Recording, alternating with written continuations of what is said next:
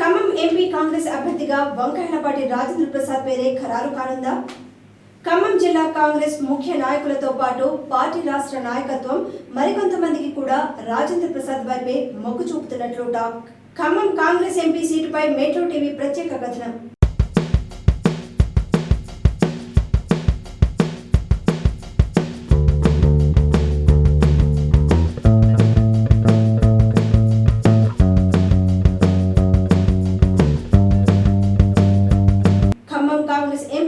ఎవరికి దక్కుతుందా అనేది ఇప్పుడు సర్వత్రా ఆసక్తి నెలకొంది.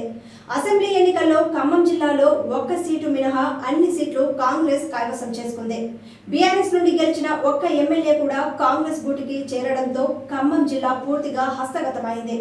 ఇప్పుడు జరగబోయే ఎంపీ ఎన్నికల్లో ఖమ్మం ఎంపీ గెలిచి ఎక్కువ మెజారిటీతో అందించి పార్టీ అధిష్టానం చూపు తమ వైపు తిప్పుకోవాలని పార్టీ ముఖ్య నేతలు భావిస్తున్నారు.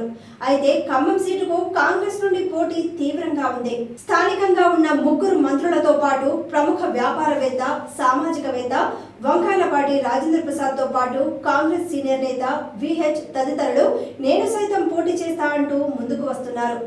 మరోవైపు ఎవరికి వారి టికెట్ పై ఆశలు పెట్టుకోగా ప్రముఖంగా వినిపిస్తున్న పేరు వంకాయలపాటి రాజేంద్ర ప్రసాద్.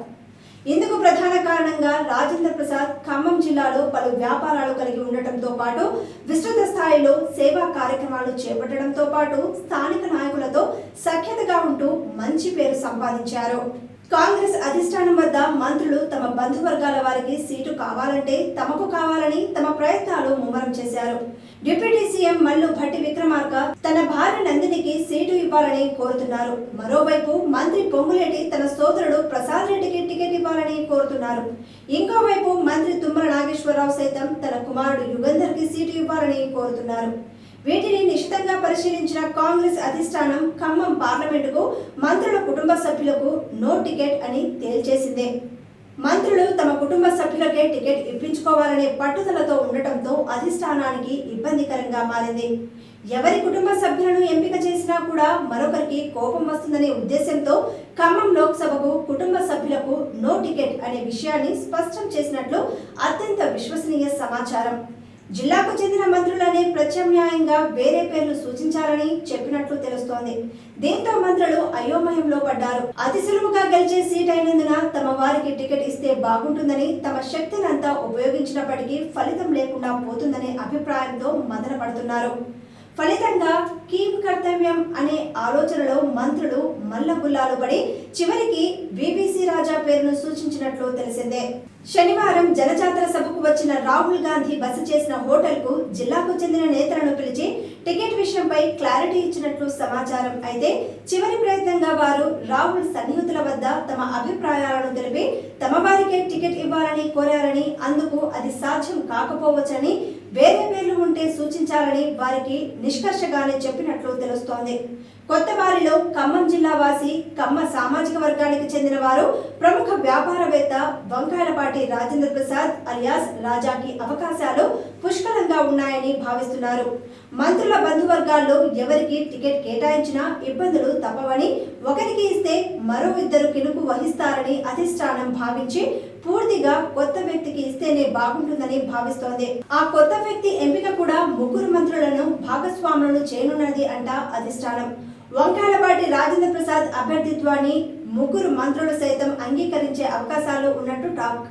అందుకు ప్రధాన కారణం ముగ్గురికి టికెట్ లేదని చెప్పడంతో గెలిచే సీటు మెజారిటీ ఎక్కువ తీసుకురావాలనే పట్టుదలతో నేతలు ఉండటంతో పాటు 10కి 10 అసెంబ్లీ సెగ్మెంట్లు కాంగ్రెస్ కే దక్కడం, బీఆర్ఎస్ కూడా నామాకే మళ్లీ టికెట్ కేటాయించడంతో అన్ని కాంగ్రెస్ గెలుపునకు కలిసి వచ్చే అంశాలు అని, కొత్త వ్యక్తికి టికెట్ ఇచ్చినా తమకు అభ్యంతరం లేదని అన్నట్లు సమాచారం.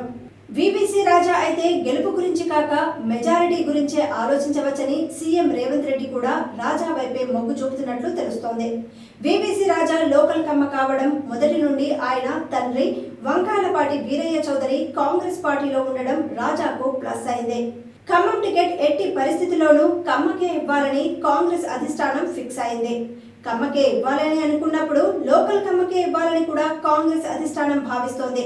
ఆ నేపథ్యంలోనే విబిసి రాజా కమ్మ మరియు లోకల్ కావడంతో జిల్లా వ్యాప్తంగా వ్యాపారాలు విస్తృతంగా బంధుత్వాలు ఉండడం ప్లస్ అయింది అని కాంగ్రెస్ వర్గాలు అంటున్నాయి. దీనితో రేసులో వంకాయలపాటి రాజేంద్ర ప్రసాద్ పేరే ప్రముఖంగా వినిపిస్తోంది. ఉగాది తర్వాత ఆయన పేరు ప్రకటిస్తారని ప్రచారం అనే టాక్ కూడా వినిపిస్తోంది.